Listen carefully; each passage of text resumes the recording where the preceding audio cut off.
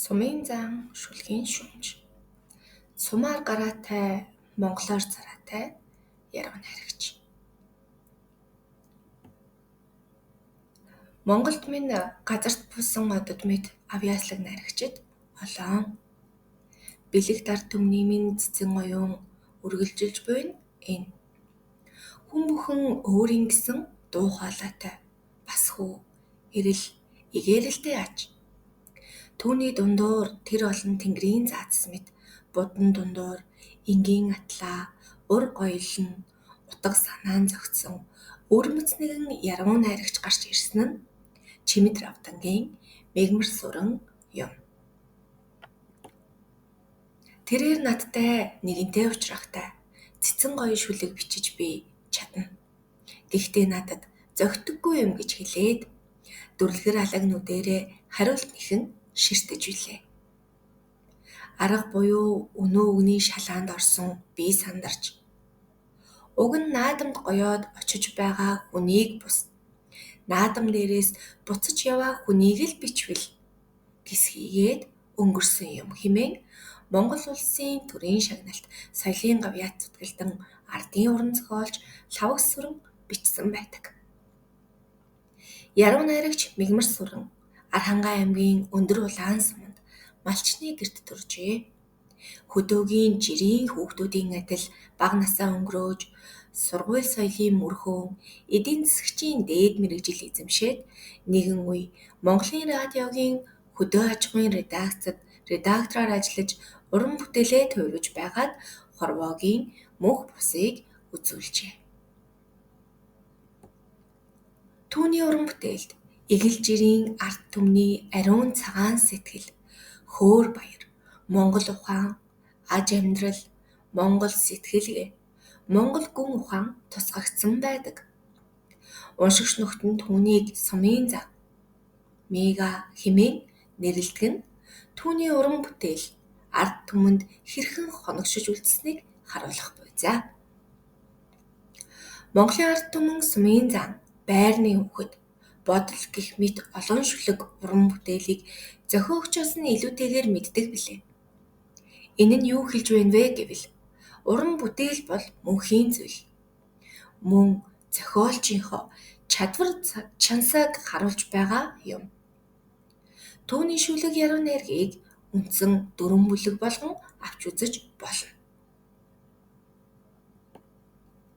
1-р морь бүх орсон Монгол наадмын шүлгүүд.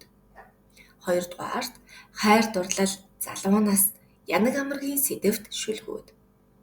3-р цэрэг эх орны сэдэвтэй шүлгүүд.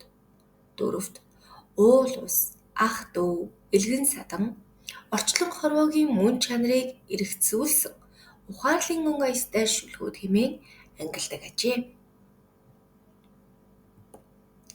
Оросын шүүмжлэгч В.Г.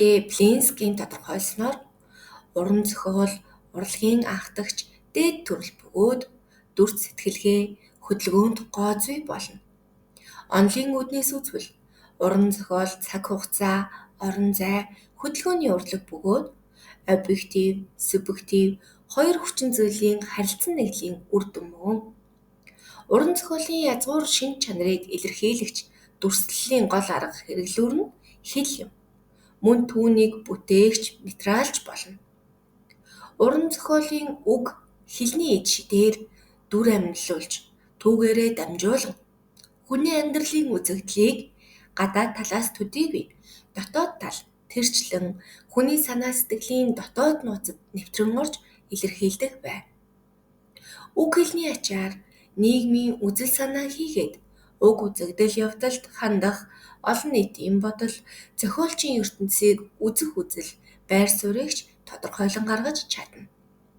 Иймд уран зохиол дүрслэх боломж, дүрслэлийн цар хүрээ нээн харуулах боломжоор урлагийн бусад төрлөөс давуу юм. Сумын зан.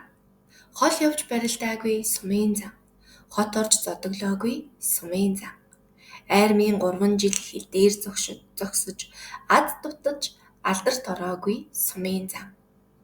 Ардын хувьсгалын баяр наадамд аваргуудыг араажваар цоллоход Өөрийгөө цолсон шиг баярлах, уяан алгаддаг сумын зан. Эмээл дээр төрсөн шиг эрэлд явж, эр бор харцгийг тэрлэгийн ганталд дуулж, морь шинжиж өссөн бас өтлөх сумын зан. Хортой дойс сурсан ганц мэхээ хориог өөч хийдэг, хорьсон ч бас хийдэг, хийхээрээ давдаг, заргүйгээс залууг, зартайгаас зааныг нь давдаг.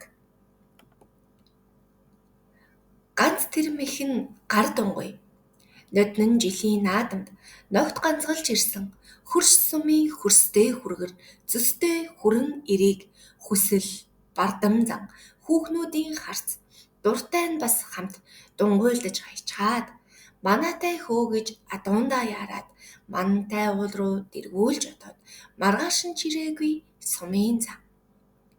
Дээш арсад зодголбол дэвжийн өгүүлэх сумын зан. Өөдөө өксөж барилдвал өвгд нь өгүүлэх сумын зан. Хүүхдүүдээ эрхлүүлж, хүзүүн дээрээ мордуулж, сур элдэж, адуу дэллэж, сураг тавьж, эрэлд явж, сумандаан барилдаж, дандаан биш гэлээж төрүүлж, дааг хөтөлсөн сумын зан. Энэ шүлэгт өмнө хэлсэн монгол хэр хүний хээшаагүй гүндүүгүй зан чанар мөн сур элдэж адуу дэллэх гэх мэт монгол ахуйн дүр төрслөөр дамжуулж монгол хэлний сэтгэлгээ хязгааргүй боломж чөлөө сэтгэлгээ нийгмийн үзэл хийгээд уг үзэгдэл явдалд хандах олон нийтийн бодол зохиолчийн ертөнцийг үзэх үзэл зэрэг олон асуудлыг гаргасан байна. Анхаарал хандуулсанд баярлалаа.